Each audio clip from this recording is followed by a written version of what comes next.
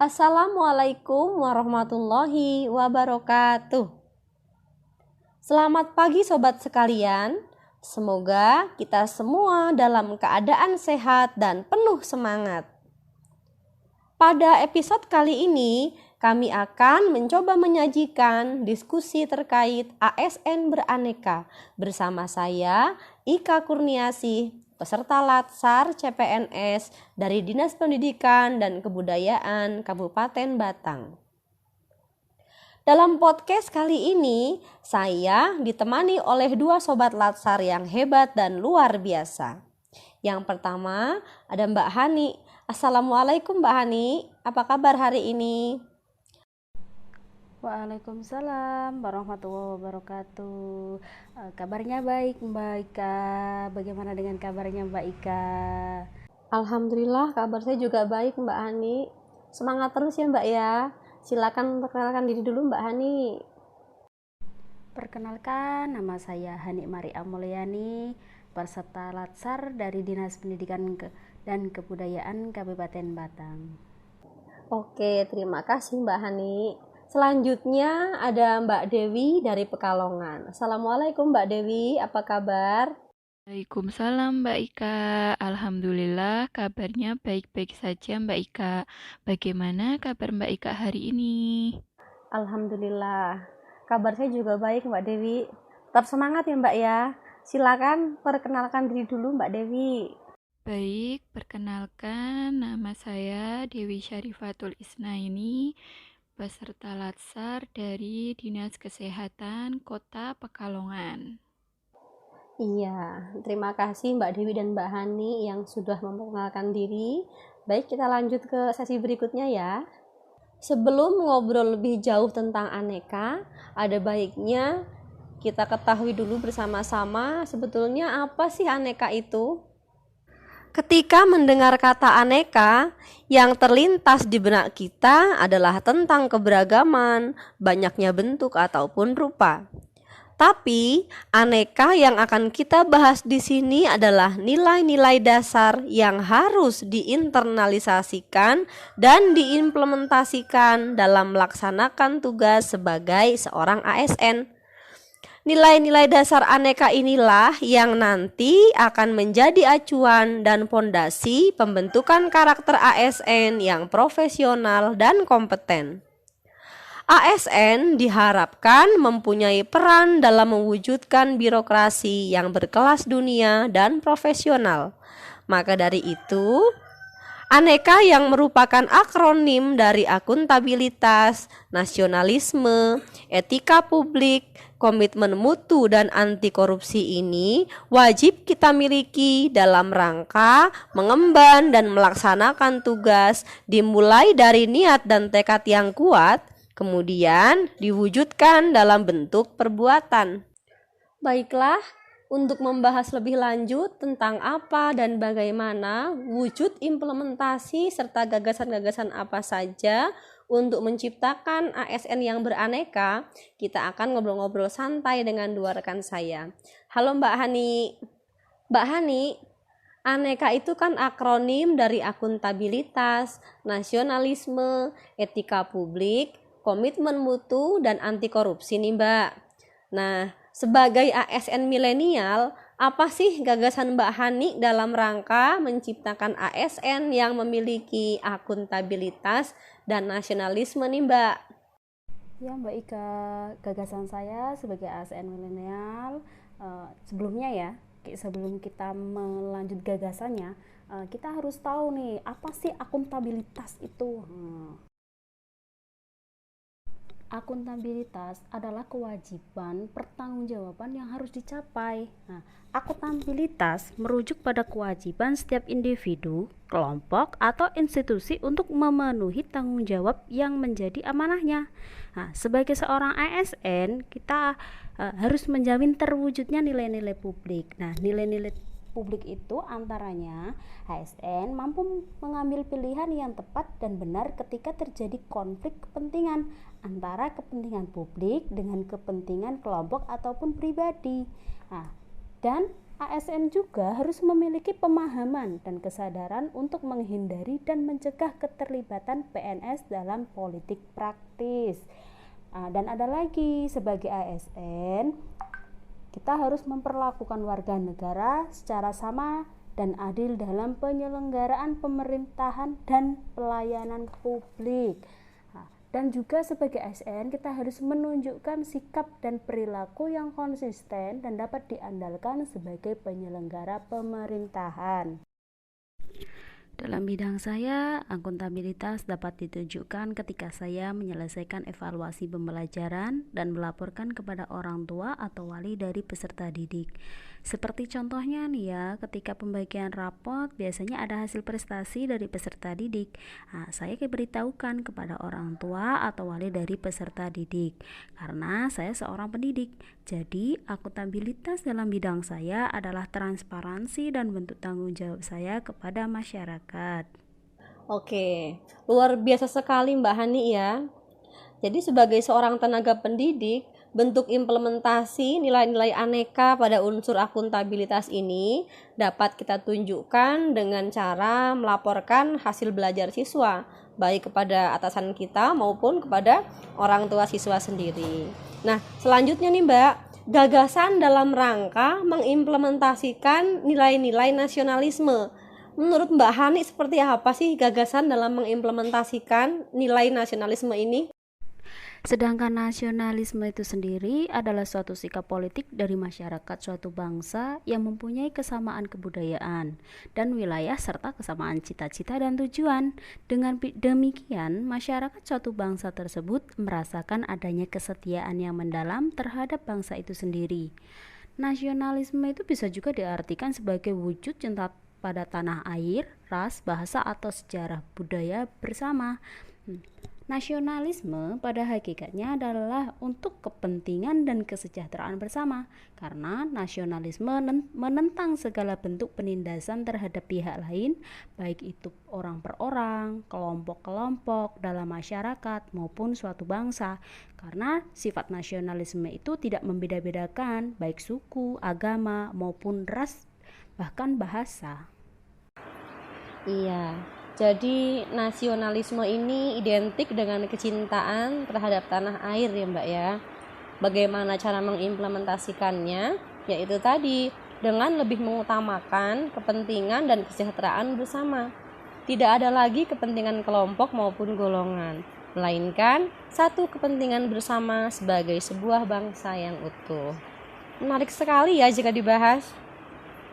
Baik, sudah 2 aspek yang kita bahas barusan. Sekarang saya mau ke Mbak Dewi nih. Halo Mbak Dewi. Ya, halo Mbak Ika, gimana? Jadi barusan kita sudah membahas aspek akuntabilitas dan nasionalisme nih Mbak. Nah, masih ada lagi unsur lain dari aneka, yaitu salah satunya etika publik. Menurut Mbak Dewi, bagaimana sih implementasi nilai-nilai etika publik ini dalam rangka menjalankan tugas sebagai seorang ASN? Gagasan-gagasan apa saja nih Mbak yang bisa kita lakukan? Sebelumnya kita ketahui dulu apa sih itu etika publik. Etika publik adalah refleksi tentang standar atau norma yang menentukan baik atau buruk, benar atau salah perilaku, tindakan, dan keputusan untuk mengarahkan kebijakan publik dalam rangka menjalankan tanggung jawab pelayanan publik. Nilai-nilai dasar etika publik ini tercantum dalam Undang-Undang ASN, yakni memegang teguh nilai-nilai dalam ideologi negara Pancasila, setia dan mempertahankan Undang-Undang Dasar Negara Kesatuan Republik Indonesia, menjalankan tugas secara profesional dan tidak berpihak, membuat keputusan berdasarkan prinsip keahlian, menciptakan lingkungan kerja yang non-diskriminatif, memelihara dan menjunjung tinggi standar etika luhur, mempertanggungjawabkan tindakan dan kinerjanya kepada publik, memiliki kemampuan dalam melaksanakan kebijakan dan program pemerintah, kemudian memberikan layanan kepada publik secara jujur, tanggap, cepat, tepat, akurat, berdaya guna, berhasil guna, dan santun, mengutamakan kepemimpinan berkualitas tinggi, menghargai komunikasi, konsultasi, dan kerjasama,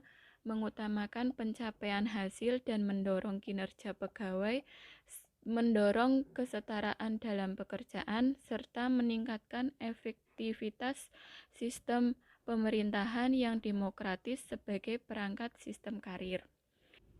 Untuk gagasan etika publik yang dapat diterapkan yaitu selalu menerapkan 3S, senyum, salam, sapa kepada pasien, kemudian tidak mendiskriminasikan pasien, apakah itu pasiennya Islam atau Kristen atau yang lain, atau tidak membedakan apakah pasiennya itu kaya atau miskin.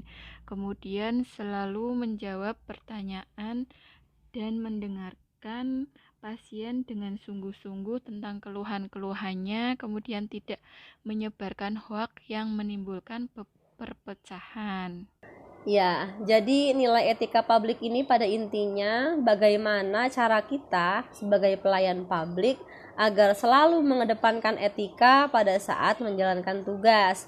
Apalagi seperti Mbak Dewi yang berprofesi sebagai perawat ya Mbak ya, yang memberikan layanannya secara langsung kepada masyarakat. Nah, selain akuntabilitas, nasionalisme, dan etika publik, ada juga unsur lain dari aneka nih, itu komitmen mutu. Menurut Mbak Dewi, sebetulnya komitmen mutu itu apa? Kemudian, gagasan-gagasan apa saja yang bisa kita ciptakan untuk mengimplementasikannya ketika menjalankan tugas? Komitmen mutu ini merupakan pemahaman konsep mengenai efektivitas, efisien, inovasi, dan orientasi mutu dalam penyelenggaraan pemerintahan atau organisasi. Standar penjaminan mutu pada setiap organisasi tentulah tidak sama, mengingat visi dan arah yang akan dituju berbeda, tetapi ada beberapa nilai yang harus ada pada komitmen mutu tersebut, seperti efektivitas, efisien, inovasi, dan orientasi mutu. Efektivitas itu tepat sasaran, yaitu tingkat tercapainya target yang telah direncanakan baik menyangkut jumlah maupun mutu hasil kerja. Kemudian efisien, yaitu tepat guna, tingkat ketepatan realisasi penggunaan sumber daya dan bagaimana pekerjaan dilaksanakan sehingga tidak terjadi pemborosan sumber daya, penyalahgunaan alokasi, penyimpangan prosedur, dan mekanisme yang keluar alur. Kemudian inovatif. Inovatif yaitu perubahan yang diciptakan untuk mencapai keadaan yang lebih baik di masa yang akan datang. Dan kemudian yang terakhir yaitu berorientasi mutu, yaitu setiap kegiatan atau program yang dilakukan diarahkan untuk pencapaian standar mutu. Gagasan komitmen mutu yang dapat diimplementasikan salah satunya yaitu mencuci tangan sebelum dan sesudah melayani pasien, kemudian menjalankan pekerjaan sesuai SOP yang ada, menambah ilmu dan wawasan dengan mengikuti seminar dan pelatihan, serta dapat memanfaatkan teknologi untuk menyebarkan informasi yang positif. Baik, jadi komitmen mutu ini adalah sebuah konsep ya, bagaimana kita bekerja secara efektif, efisien, inovatif, serta berorientasi pada mutu, di mana indikator mutu ini dapat kita lihat dari tingkat kepuasan konsumen. Nah, nilai-nilai akuntabilitas, nasionalisme, etika publik, dan komitmen mutu ini masih dilengkapi dengan nilai anti korupsi. Nilai anti korupsi ini tentu harus dimiliki oleh setiap ASN jika ingin mencapai birokrasi yang profesional. Setiap ASN harus menyadari bahwa berbagai tindakan yang berpotensi pada perilaku korup ini dapat merusak kepercayaan publik terhadap lembaga pemerintah. Hal ini tentu dapat memberikan efek buruk pada tingkat kepuasan konsumen, sehingga tingkat pelayanan publik di Indonesia masih berada di angka yang jauh dari harapan. Nah, untuk membentengi diri kita dari melakukan praktik korupsi, seorang ASN ini harus senantiasa menjadikan Pancasila sebagai pedomannya. Misal, sebagai insan yang beriman sesuai sila pertama Pancasila, seorang ASN tentu harus menyadari dampak perilaku dan tindakan pidana korupsi baik bagi kehidupan diri pribadi, keluarga, masyarakat, dan bangsanya. Seperti yang kita ketahui ya, bahwa yang namanya korupsi ini kan tidak harus selalu berupa uang. Ada juga yang sering kita dengar itu korupsi waktu. Nah, ini misalnya ketika jam kerja dimulai pada pukul 7, kita baru sampai di tempat kerja pada pukul 7 lebih 30 menit atau pukul 8. Nah, ini merupakan salah satu bentuk kecil dari korupsi.